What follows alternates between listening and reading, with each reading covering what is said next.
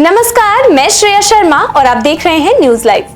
आज से एसआईआर की प्रक्रिया शुरू। घर घर जाकर मतदाताओं से फॉर्म भरवाएंगे बीएलओ। उत्तर प्रदेश, पश्चिम बंगाल समेत 12 राज्यों और केंद्र शासित प्रदेश में आज से वोटर लिस्ट के विशेष गहन पुनरीक्षण का अभियान शुरू हो गया है। इसके तहत 2002 में किए गए एसआईआर के आधार पर आज से 4 दिसंबर तक घर घर जाकर लोगों की जानकारी को वेरीफाई किया जाएगा। मतदाता इस बाबत ऑनलाइन फॉर्म भी भर सकते हैं। इस बीच यूपी में बीएलओ 15.44 करोड़ वोटर्स के पतों पर जाकर फॉर्म की 2 प्रतियां भरवाएंगे। बीएलओ कम से कम 3 बार मतदाता के घर जाकर गणना प्रपत्र वितरण और इन्हें संग्रह करने का काम करेंगे। गणना प्रपत्र में मतदाता का नाम, एपिक संख्या, भाग संख्या, क्रम संख्या, विधानसभा क्षेत्र का नाम और राज्य की प्रविष्टियां पहले से भरी होंगी। इसके साथ ही मतदाता का फोटो भी होगा, लेकिन मतदाता अपना नवीनतम पासपोर्ट साइज फोटो भी गणना प्रपत्र पर लगा सकेंगे। जो मतदाता गणना प्रपत्र भरकर बीएलओ के पास जमा करेंगे, उन मतदाताओं का नाम ड्राफ्ट वोटर लिस्ट में शामिल किया जाएगा। बिहार विधानसभा चुनाव के पहले चरण का प्रचार थमा।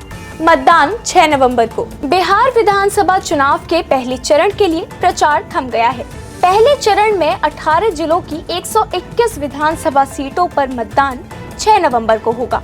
विधानसभा चुनाव के शेड्यूल के अनुसार पहले चरण में मधेपुरा, सहरसा, दरभंगा, मुजफ्फरपुर, गोपालगंज, सिवान, सारण, वैशाली, समस्तीपुर, बेगूसराय, खगड़िया, मुंगेर, लखीसराय, शेखपुरा, नालंदा, पटना, भोजपुर और बक्सर जिलों की 121 सीटों पर मतदान होना है। पहले चरण में 3,75,13,302 मतदाता अपने मत अधिकार का प्रयोग करेंगे।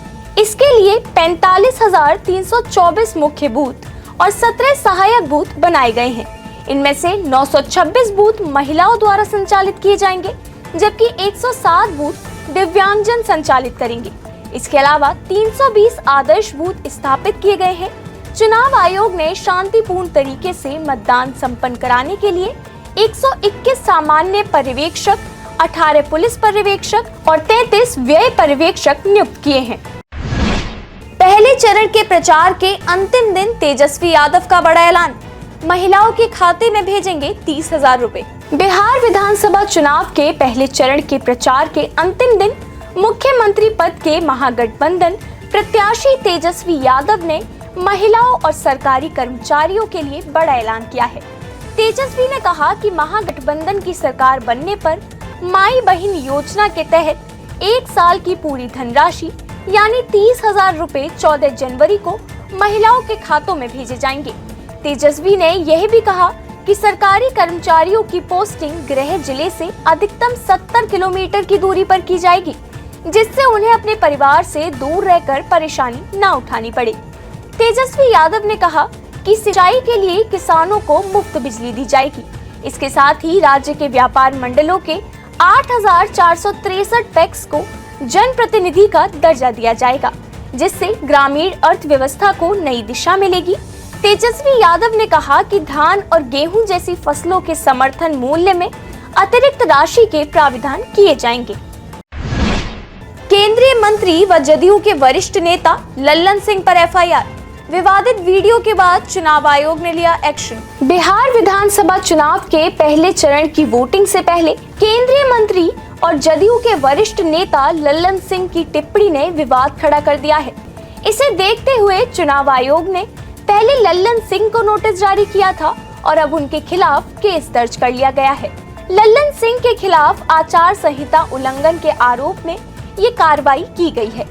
इससे पूर्व राजद ने सोशल मीडिया प्लेटफॉर्म एक्स पर लिखा था, केंद्रीय मंत्री लल्लन सिंह कह रहे हैं कि गरीबों को वोटिंग के दिन घर में बंद कर देना है और अगर ज्यादा हाथ पैर जोड़ेगा तो अपने साथ ले जाकर वोट गिराने देना है।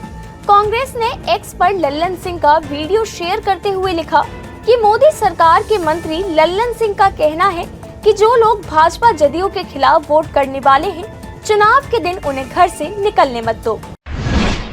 उत्तराखंड के दौरे पर राष्ट्रपति द्रौपदी मुर्मू। नैनीताल में नैना देवी मंदिर में की पूजा अर्चना। राष्ट्रपति द्रौपदी मुर्मू इन दिनों उत्तराखंड की यात्रा पर हैं। इस दौरान राष्ट्रपति ने नैनीताल में मां नैना देवी मंदिर में दर्शन किए और पूजा अर्चना कर राष्ट्र की सुख शांति की कामना की। मंदिर पहुंचने पर मंदिर प्रबंधन समिति के पदाधिकारियों ने राष्ट्रपति द्रौपदी मुर्मू का पुष्पगुच्छ भेंट कर स्वागत किया। इस अवसर पर उत्तराखंड के राज्यपाल लेफ्टिनेंट जनरल सेवानिवृत्त गुरमीत सिंह भी मौजूद रहे।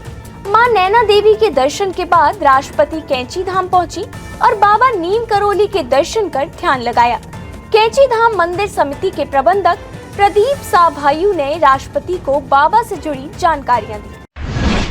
शेयर बाजार में एक बार फिर गिरावट, सेंसेक्स और निफ्टी टूटे। घरेलू शेयर बाजार में एक बार फिर गिरावट देखी गई। दोपहर 1 बजे तक सेंसेक्स 266 अंक गिरकर 83,712 अंक के लेवल पर कारोबार करता नजर आया।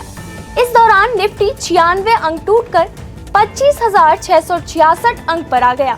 इससे पूर्व कारोबारी दिन की शुरुआत फ्लैट रही।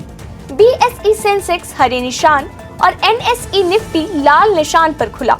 कारोबार शुरू होते ही कुछ ही देर में दोनों प्रमुख बेंचमार्क इंडेक्स लाल हो गए।